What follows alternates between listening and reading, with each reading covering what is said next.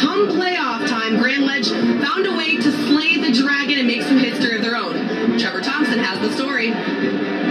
Before Hannah Orwatt hit one clutch free throw, before Corey Crocker stroked yet another, and before the final horn struck zero to give the Grand Ledge girls a most improbable 2-point win, the Comets girls basketball team had a certain perception of their rivals from East Lansing, a team that had not lost to a conference opponent since January of 2008, a string of 73 straight wins in conference play.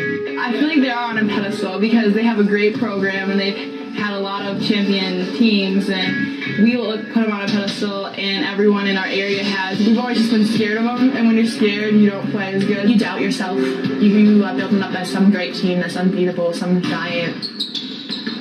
But that fear was conquered, as were the Trojans on this night.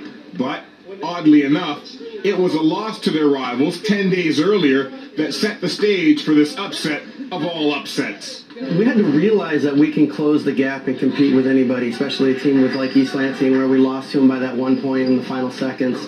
The look on those girls' face in the locker room at the end of that very disappointing loss was a look of determination. Like they knew if they got another opportunity that they would go out and make the most of it.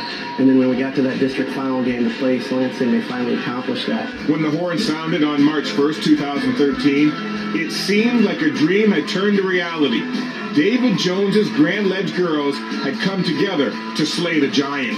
It's funny that you're using the slay the giant. We've actually used the slay the dragon term. So we slayed the dragon. I immediately started crying because, I've been here 4 years on varsity, and it's probably the most exciting thing that's ever happened. And just the crowd being so loud, it's just exciting for our whole team to win that together. We've been thinking about beating them since we were little because they've always been great, and it felt so good. The best part about that was not beating East Lansing, even though they're our rivals, and we've always tried to beat them. The best part was the community. We had teachers out, we had so many student section, and they were all cheering and yelling.